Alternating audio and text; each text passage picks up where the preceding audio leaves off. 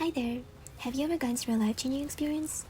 The one that's unpredictable, scary, and lonely. Because that's exactly how one felt for me. So, here is my story. A story of an 18-year-old moving from a small Central Asian city to the fast-paced New York. No matter how many times I said that I hate Bishkek for millions of reasons, I never actually meant that. I didn't realize it back then, but I do realize it now. I like how predictable my life was.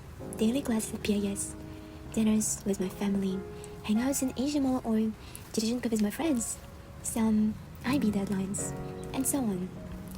This routine gave me so much comfort and confidence in the next day. But then, it all changed. I moved to New York to start college. At first, everything felt exciting because it hadn't hit me yet. But after some times, it did hit me. Since it is a harsh reality of being completely alone in an unknown environment. College is a strange mix of freedom and fear, and it's been a journey, one that still teaches me about growth, adaptation, and finding peace in the unfamiliar, in ways I never expected it to be. So here are just few lessons I've learned so far. Lesson number 1. You never truly understand independence until you're completely alone, far away from people you love and care about. Back in high school, I craved for independence. I wanted to make my own decisions without asking permission, and I thought I was ready to be independent because I had all the basic human skills like cooking and cleaning. I really believed I could do everything myself. But it was an illusion. When you're thousands of kilometers away from the people who quietly support you every day, you realize just how much of your life back home was built on that support. I never noticed it before, but I notice it now, and I regret not appreciating it more. So please, just take a moment to stop and simply observe. Look at what your parents do each day. You always have clean and ironed clothes, a dust-free home, warm meals 3 times a day, and so much more.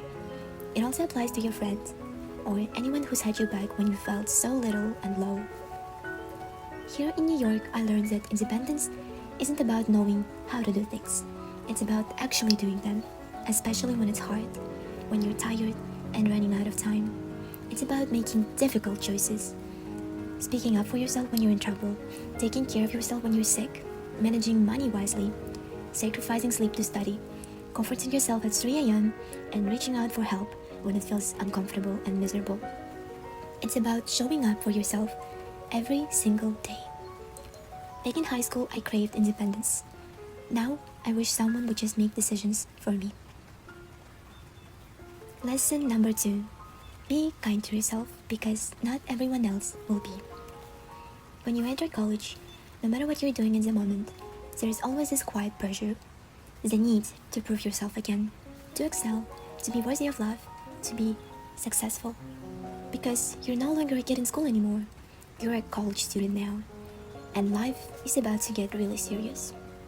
At first, I didn't realize how much this quiet pressure was affecting me, but over time, it started to weigh on me and eventually caught up, mentally, physically, and emotionally. There were days when everything felt like too much, like I was completely drowned, and then there were days that seemed totally fine, sunny, no homework, no deadlines, but out of nowhere, I'd just start crying. It didn't make sense, but it was real. That's when I learned something important from my dear sister. You have to be kind to yourself. You have to be your own friend. I'm still figuring it out, but the smallest acts of kindness can make a difference. A snack you enjoy, your favorite coffee, a short walk outside. They seem so small, but sometimes they save your whole day. Because honestly, if you don't take care of yourself, no one else can do it for you. Lesson number 3. Loneliness is real, but so is connection. When I moved to New York, everything familiar was left behind. My family stayed in Bishkek, and my friends scattered across the world to chase their own dreams. And with those people I love, I lost the ease of connection, the comfort of familiar faces, shared memories, and that effortless feeling of belonging. At first I thought being away meant losing them, like distance would erase everything. But I've learned that's not true. Your family is still your family. Your real friends are still your friends. Distance doesn't break bones, it tests them. And some connections fade, but the ones that matters will stay. Still, loneliness hits hard, especially when you're trying to start over. Making new friends hasn't been easy. Coming from where I'm from, people just feel different. I didn't see myself in any friend group. I felt like I didn't belong anywhere. I used to think I need a best friend right away, someone to replace everything I've lost. But I've learned not to rush. Even having someone to talk to in class or share a coffee with matters. Not everyone has to be your close friend, but small connections still count. Something else that helped me was connecting with my university's psychological services, where I was encouraged to try group therapy. Now I have a small space to talk about my traumas and laugh about them with girls who share similar backgrounds. I never expected that. Reaching out for help didn't make me weak, it actually helped. Loneliness is real, especially in unfamiliar places, but connection is real too, and it can show up in many different forms.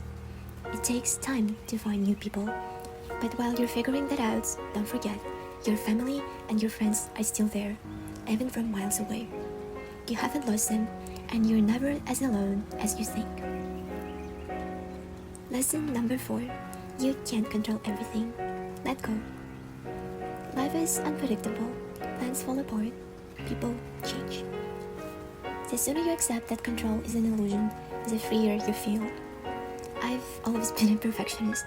Controlling things, my schedule, my plans, my environment, gave me comfort. It made me feel safe, like if I just tried hard enough, everything would go the way I want it. But here's what I've learned. There are things that depend on you, and there are things that just happen. Life has a funny way of throwing unexpected at you, no matter how prepared you think you are. And honestly, being sad or angry because something out of your control happened, it's draining and it doesn't change anything.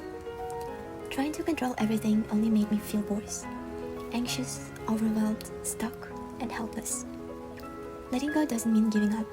It means knowing when to act and when to let things be. It means trusting yourself to handle whatever comes, and even if it's messy. Because real peace comes from accepting uncertainty, not fighting it. So yeah, that's just a piece of my story. A journey from comfort to chaos, from fear to growth. I'm still figuring things out, but if you're going through something similar, I hope this reminded you that you're not alone. Growth doesn't mean having all the answers. It means staying open, adapting, and finding peace in the unfamiliar. Thank you for watching, and I'll see you in the next one.